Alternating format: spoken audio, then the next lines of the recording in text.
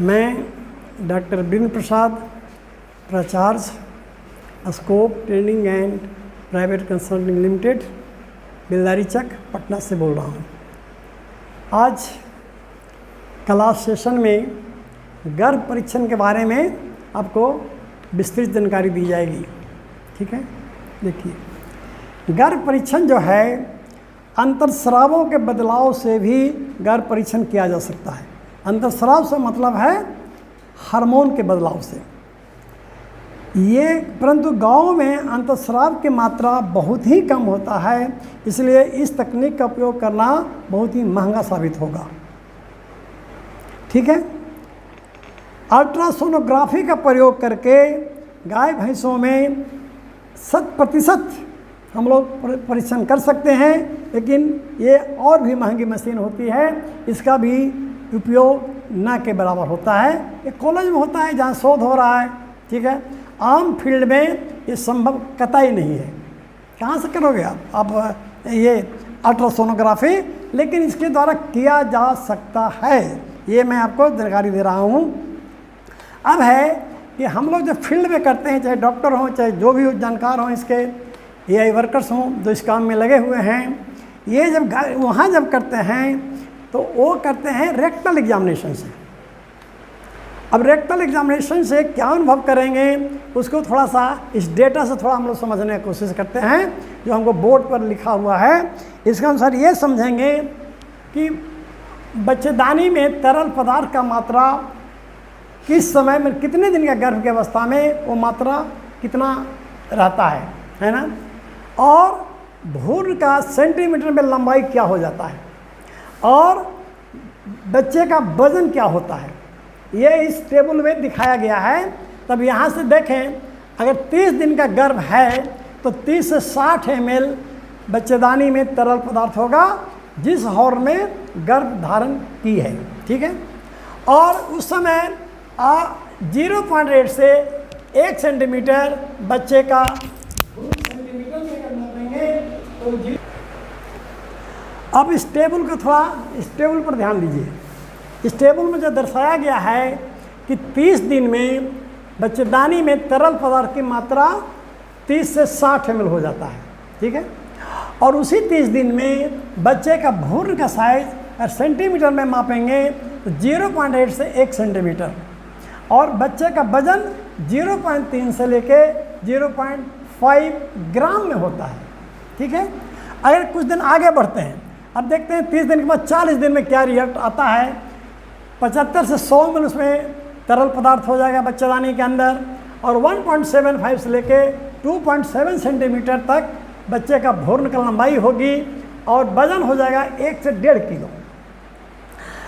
1 से 1.5 किलो वजन हो जाता है। अब आइए अगला स्टेज, हम 60 दिन में अगर जानना चाहें तो 60 दिन में 200 से 450 ml तरल पदार्थ हो जाएगा बच्चेदानी में, और 6 से 8 सेंटीमीटर भ्रूण की लंबाई होती है, और 8 से 30 ग्राम वजन होता है।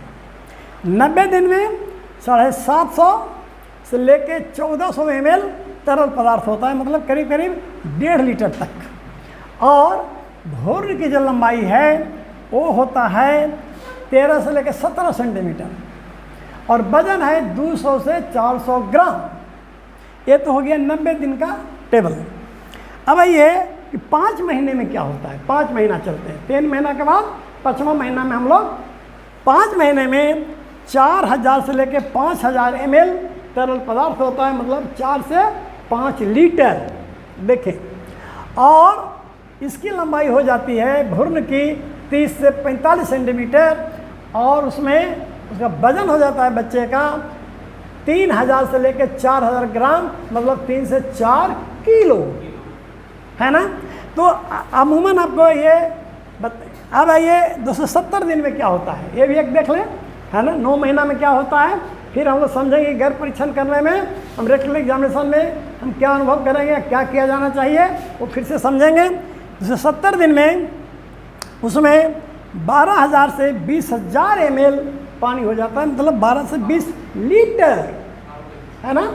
और उस समय में भ्रूण की लंबाई 70 से 100 सेंटीमीटर और बच्चे का वजन 20 से 50 किलो तक देखा गया है ना।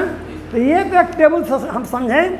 अब समझें कि हम जब जाएंगे भ्रूण परीक्षण करने तो हमें क्या करना होगा और हम क्या सावधानी बरतेंगे। जनरली 60 से 90 दिन में भ्रूण परीक्षण करने की सलाह दी जाती है, करना भी चाहिए। तो 60 से 90 दिन में क्या होगा कि आप देखिए 90 दिन में आपका वजन देख लीजिए कितना है, 400 ग्राम, मतलब एक छोटे चूहे के 400 ग्राम ऐसा अनुभव होगा। और जब हाथ डालेंगे उसमें तो चूँकि उसमें ये तो वजन हो गया, अब इसमें देखिए 1.5 लीटर तक पानी भी होता है, तरल पदार्थ भी है ना। तो वो लगेगा सिंग जो है बैलून की तरह फुला हुआ है। जैसे बैलून में अगर पानी डाल देते हैं और उसको उंगल से दबाते हैं, दबेगा लेकिन फिर अपने स्थिति में आ जाएगा।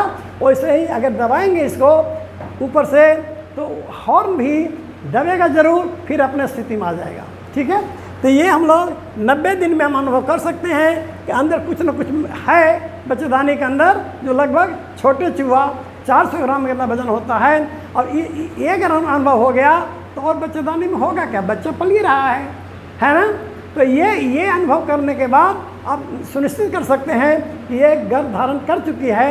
और ये भी सुनिश्चित कर सकते हैं कि बाएं हॉर्न में है कि बाएं हॉर्न में है। जिधर का हॉर्न बड़ा दिखेगा, बैलून जैसा दिखेगा, दबाने से दबेगा फिर अपने पूर्व की स्थिति में आ जाएगा और दूसरा हॉर्न बिल्कुल समान स्थिति में होगा, है ना।